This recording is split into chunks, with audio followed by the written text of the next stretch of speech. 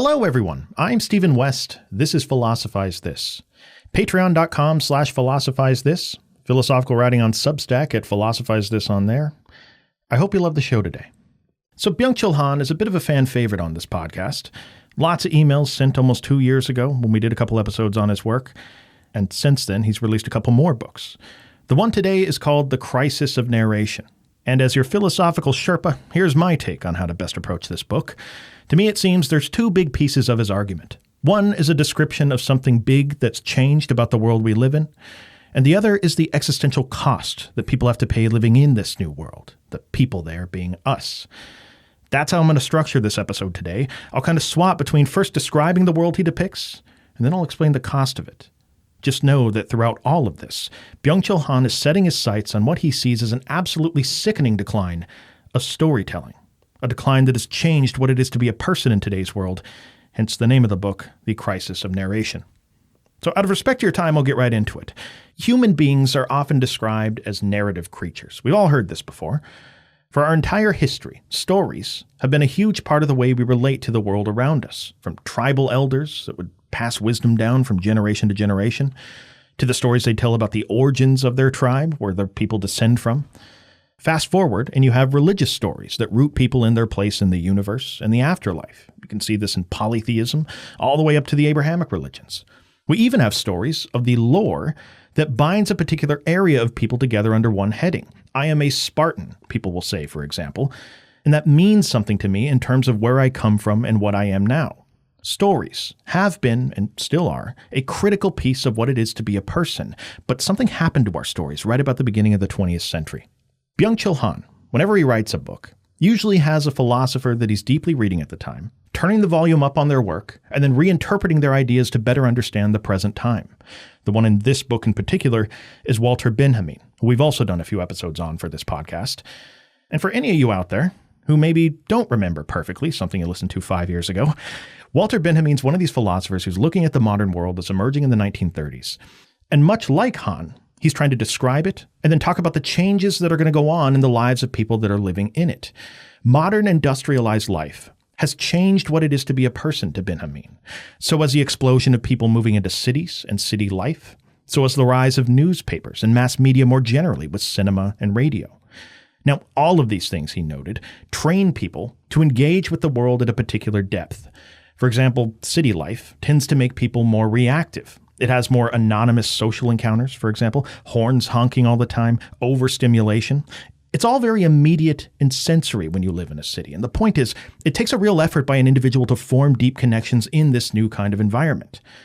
When it comes to mass media, he says people are trained to jump from headline to headline, not necessarily getting a deep connection with what's going on in the world, but just seeking novelty. Again, stimulation. Same thing goes for cinema and radio. And he has a famous quote that Byung uses in the book to describe this situation in modernity.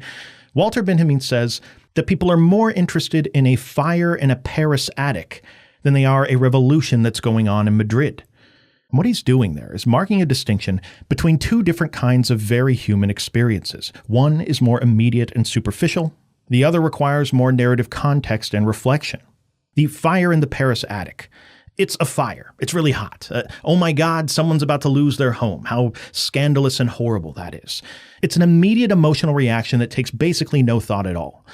But the revolution in Madrid, well, that one's a bit slower to appreciate and understand. You have to appreciate the history there, the politics that are going on, the struggle of the people involved. To understand the significance of this moment, it takes work, reflection, and it takes an understanding of this moment in terms of a story. Real stories, for Byung are a critical access point that human beings have to a deep, meaningful connection with the world we live in. Nothing quite does this like a story does it for Han. And that's because real stories for him are things that are always linking past, present, and future together in a way that is significant to us. A story is something that helps the person receiving it make sense of who they are, what might still be possible in their life. A story is something that a person lives through, he says. And he's not saying that life is a story, but that story structures the events of our lives. Stories require listening, a bit of patience to hear them. They require time and reflection. And maybe the most important thing about a story is that it can be shared with others. A story is something that binds people together into a tradition in a way that helps give people direction. Now, whatever it is that we just described there, Han thinks we have far less of it today than we ever have had before. And this is the slow-moving arc of what has changed in our world since the beginning of the 20th century to Byung-Chul Han. We have far less time where we stop, listen to a story, think about it, reflect in terms of our place within it, consider what it means for us and our lives. In other words, we don't have real stories anymore. We have cheap alternatives. In fact, the situation's actually far more serious than that for Byung-Chul Han. Because the world's no longer like the world of Walter Benhamin, where it just trains us to not reflect deeper about what's going on. The point he's making is that the world we live in 2025, is deliberately hostile to this whole process of storytelling, to that slower, deeper understanding of the events around us. Think about what it's like to live today and be someone on one of these social media apps. You have Instagram stories. Hey, what do you mean we don't got stories, Byung-Chul Han? It's right there in the name, stories. But these aren't stories. Stories for Han, again, meaningfully link together the past, present, and future. And stories are selective, by the way, when they do this. Meaning stories are just as much about what's not said in them as what's said in them. That's because stories require an element of mystery or tension. It's about not saying certain details to give more meaning to the things that are said. But Instagram stories, there's no past, present, and future there. They disappear after 24 hours. And think of the prompt that these tech companies give you when asking you to create this content for them. Tell me what's going on right now. Give me exactly what's happening to you with no context. What you get are not stories then, but a bunch of fragmented present moments, usually with someone filming themselves in the middle of some vanity project they're on. Look at how smart I am. Everybody listen to me and what I have to say right now. Look at how good I look. Look at this Eggs Benedict that was made just for me right now. Also something to consider is when someone records their life like this, it's all right there, just like the fire in the Paris attic. There's no selection, there's no thought required, just in-your-face data about your life where you take a bunch of separate present moments and never link them together into any sort of meaningful whole. And that's because these apps, transparently for Han, are not designed for you to discover a story you fit into. These apps are designed to generate data out of the events of your life. The goal of these platforms is to keep people operating at a level where they don't stop to reflect on anything. Consider how the next video just autoplays. I mean, heaven forbid, you'd have 10 seconds to think about what you just saw and what it means within a larger story. This is the antonym to storytelling.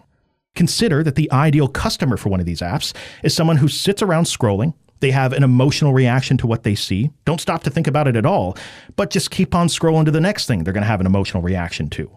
The algorithm will happily serve up what they know you're going to endlessly scroll through to minimize the amount of time you're spending off the app. And if you dare to go off the app, well, good luck going 5 minutes without them sending you a notification to come back, further fragmenting your attention. This is the climate that tech companies want people living in, stuck in an overly emotional state, incapable of reflecting deeper, passively reacting to videos all day long in a way that makes you the most trackable and exploitable for them. And again, this isn't just training people to value shallow bits of novelty every day. That would be bad enough. This is actively hostile to reflection and developing a deeper connection with things through story. But there's another element of storytelling that slowly atrophies in a climate like this: memory. To have a story that is so meaningful to you that it lives inside your memories, to be able to recall a story from memory and tell other people around you, these are things that don't exist in the same way that they used to for Han. I mean, memory used to be how stories were passed down from generation to generation, but today, there's no need to fully remember a video you saw, for example, when you can just save it on your phone and play it for the person you want to show it to. There's no need to be fully present in a moment, taking in a scene, remembering what's meaningful about it, when you can just take a picture and supposedly relive that moment on your digital photo album. This is outsourcing, something our memory has always done for us, to file storage on a phone, to a filing cabinet. Now, what could be wrong with that? I mean, I'm sorry, Han, that this isn't 1945 anymore. This is a new world. Well, the problem with it is that it's an entire piece of our lives that's now being handled by something that we may think is providing the same service, but it isn't providing the same service. Memory, to Han, like stories, is selective. You don't remember everything about an experience you had. You have to be there in a moment, interpreting it, and you're always linking very selective events to some kind of narrative that is meaningful to you.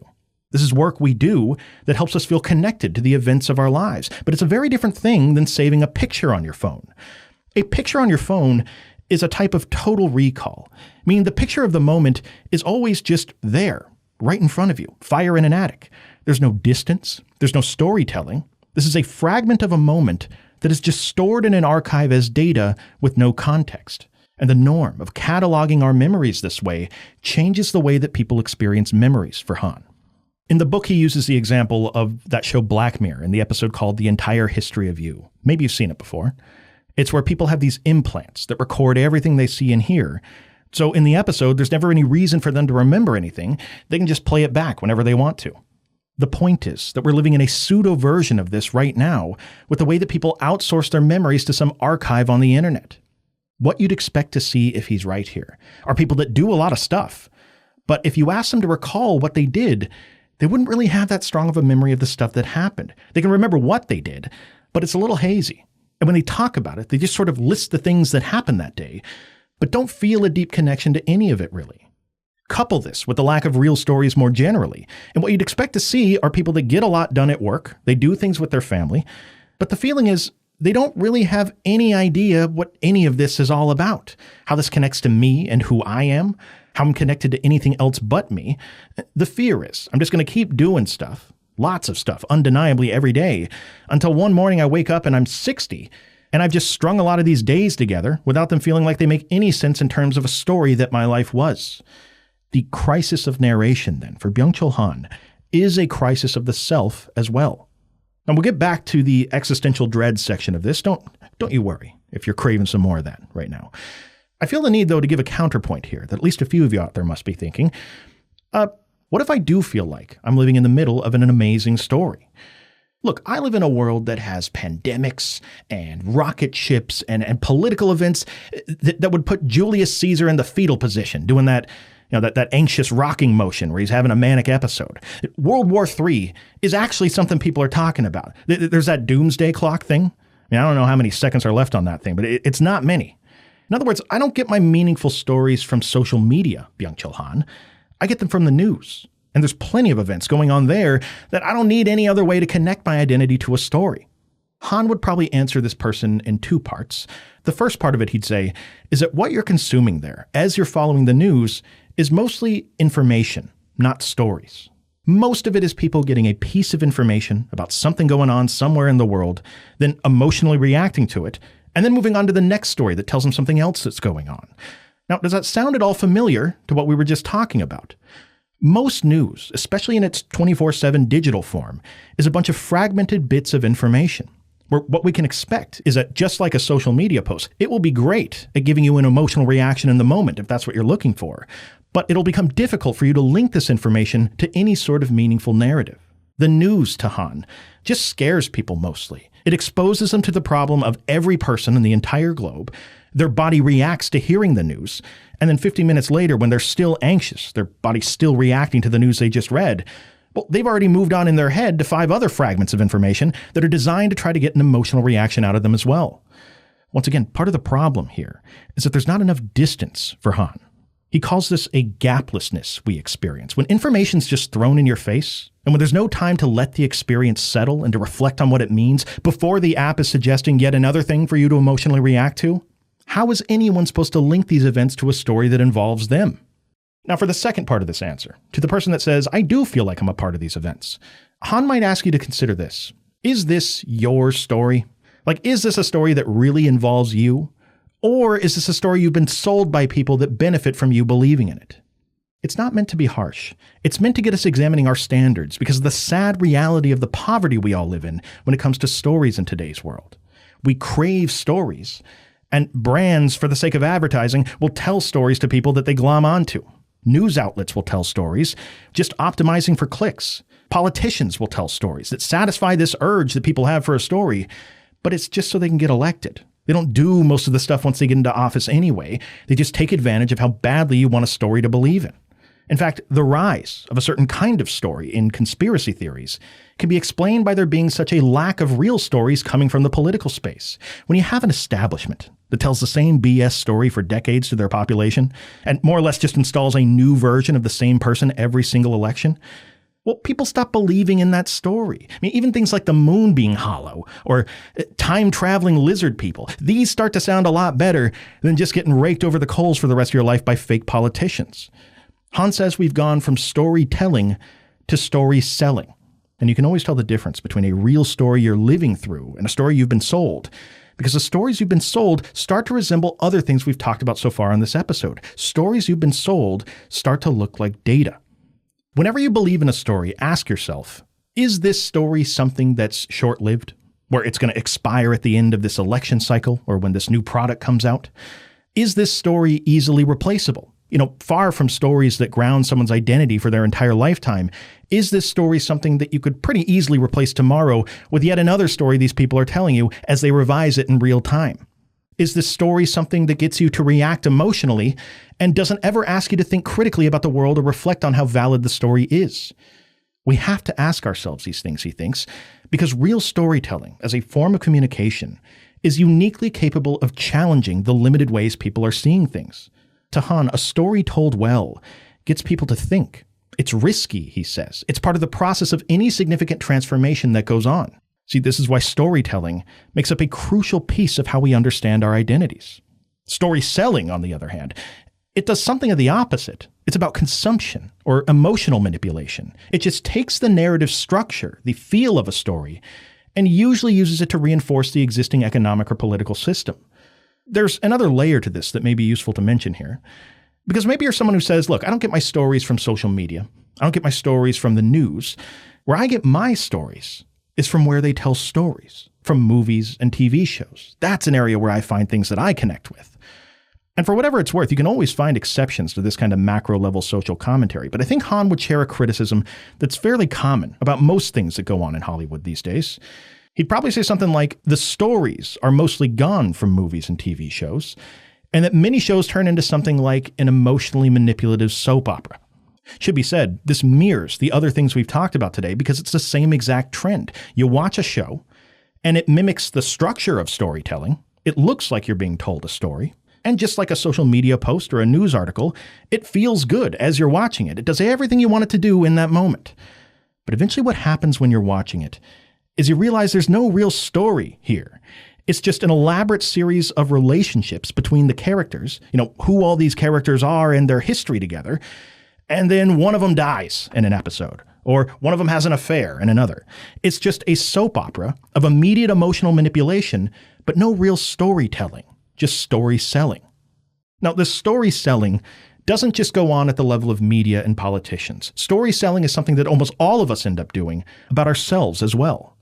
This is going to be connected to his ideas we talked about in his book, The Burnout Society. So, quick recap for the sake of context. Byung Han thinks that people in the modern world are controlled by what he calls positive power, meaning you're not controlled by a king or a queen that tells you the things you can't do, negative power.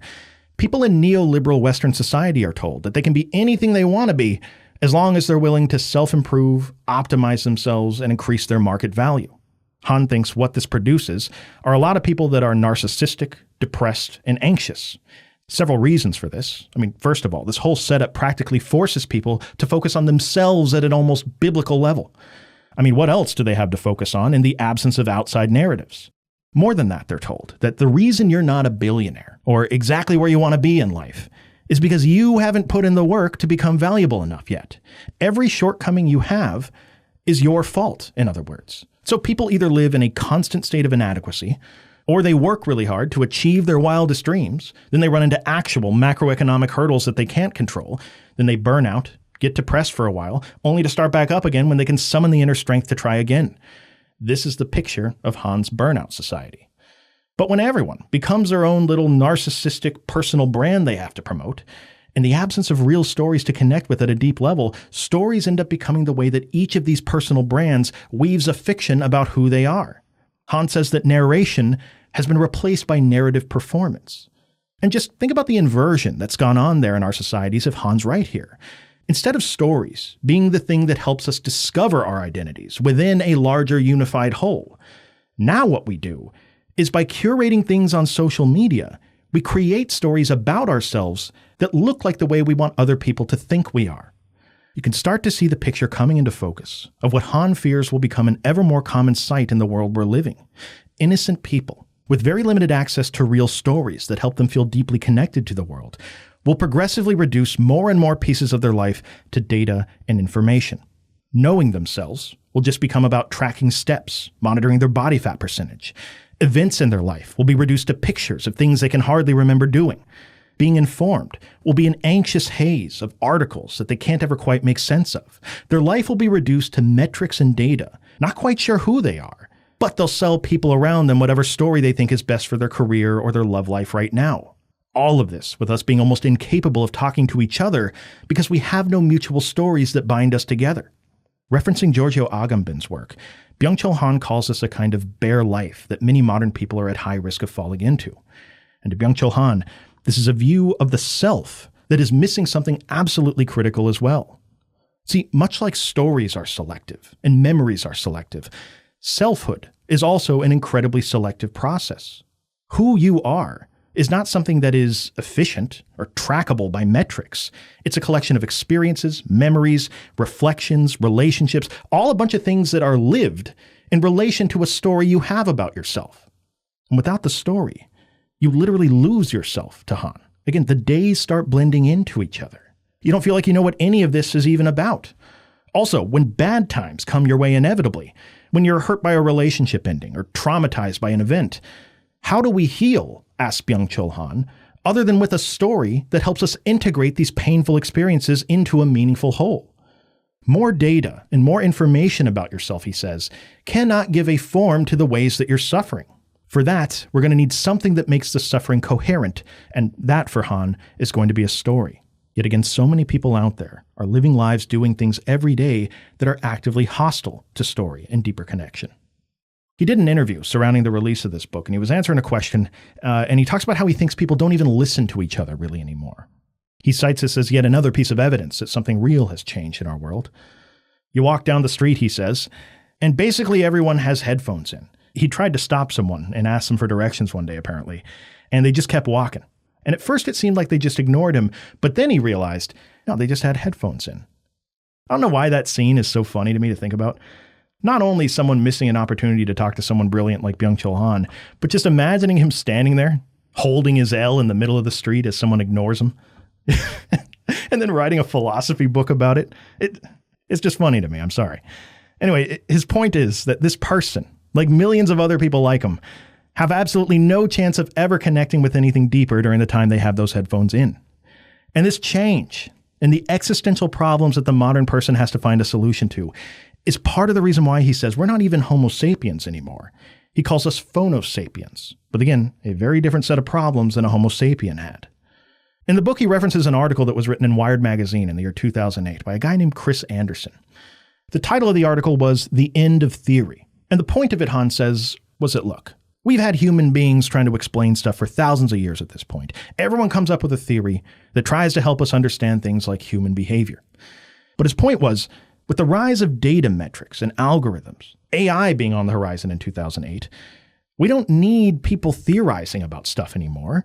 We can just predict what they're going to do next, given the data we have about their behavior. Let's do away with all the speculation. I mean, who cares about why I'm doing the things I'm doing? Who cares about an explanation when you can just predict exactly what people are going to do? Well, Byung-Chul Han, to put it lightly, disagrees with this entire article. He thinks that theory is absolutely crucial for what we're doing. In fact, theory, he says, is just another word people use for a story that links things together in a meaningful way. The same way a person that reduces their life to data is missing something important about what it is to be a human, the world will be missing something important without theory being used as a map. Because, he says, data does a lot of stuff well. It can tell you that two things are happening together, but it can't tell you what they mean. On the other hand, theories, like stories, are selective in that regard. A theory doesn't just describe the world, just like a story doesn't just present a list of events. A theory selects which parts of the data matter, then arranges them into a logic that's meaningful to us. And then, most importantly, a theory invites people in to see themselves within a piece of the world. This is an important part of what stories do. They help link us to the world we live in. And Han thinks it runs the risk of being eliminated as people put more and more faith into things like AI to be able to fully describe things. See, after reading the article, to Han, AI becomes something like the poster child for the technology that's going to allow us to supposedly do all this. AI becomes a symbol for the idea that as long as we collect enough data and optimize for what our statistical models tell us, who needs reflection or stories? Or better yet, AI will just be able to reflect for us and then create our new stories if we need them. But Han thinks this is impossible, especially with the current form of AI that we have. Han draws the distinction between two concepts from German idealism here. You have intelligence and Geist. Intelligence is essentially information processing, and Geist is more along the lines of spirit or creativity. And to Byung-Chul Han, artificial intelligence is pure intelligence at this point. It processes information at crazy levels. It's wonderful at doing that, but it is incapable of doing several things that allow for real creativity or storytelling. If it helps, this is along the same lines as the argument we talked about from Noam Chomsky that AI has nothing to do with language. It's basically glorified autocomplete, that it's a probability engine that uses its training data to mimic human conversations and find the next word that's most likely to follow given patterns in the conversations it's seen. And because of this, it's said that despite how much work people do on their own to make these things seem more human than they are not human. They don't really create anything. They just rearrange things that have already been said by humans before in a way that appears novel to the people that have never read the ideas before. But real storytelling for Han, the way we've lived through stories throughout our collective history, real storytelling involves risk. It involves having an imagination and thinking of new ways of living that haven't been conceived of yet. More than that, it requires a deeper connection with the world at an existential level in the first place than just processing data could ever give to an AI. Han predicts that the more an individual or a society relies on AI, the less imagination they will have. It'll become harder for them to arrive at truly new ways of thinking or living, or in other words, it'll be harder for them to write new stories. Anyway, you'll notice all these examples that Han gives throughout the book have a theme. We're caught in a tech-fueled state of momentum that invites billions of people to reduce a potentially deep connection they may have with the world to data or information processing. And Han, far from being someone that wants to offer a prescription to people to solve it, he's not hawking a seminar that he wants you to come to. No, he just thinks we don't need to be living necessarily in a constant state of disenchantment about the world we live in. That there are ways to create distance in your life from these things that are hostile to you having a narrative connection with things. And again, while he'd never say that he knows how to fix this, maybe one thing near the top of his list, if he had to give one, gun to the head, is to make space in your life for a little more boredom. Walter Benhamin once said that storytelling happens in the warm gray fabric of boredom. And what he means is you have to be bored sometimes and have a little of that constructive negativity that Han talks about if you ever want to slow down enough to let your experience settle into a place where information can be integrated into a story. Because without that space, without being able to reflect on what something truly means or to connect a moment to something larger than just right now, stories will never be able to form, memories can't form, because you never slow down long enough to know what's even going on. A little bit of boredom is an invitation to explore who you truly are. Anyway, hope you enjoyed this episode. Let me know if you want, or strongly don't want, more Byung-Chul Han on this podcast. There's a couple more books we could do of his that are very important to understanding his full project, if that's what you wanted. If you value the show as an educational resource and want to help keep it available for everyone, patreon.com/philosophize this. And as always, thank you for listening. I'll talk to you next time.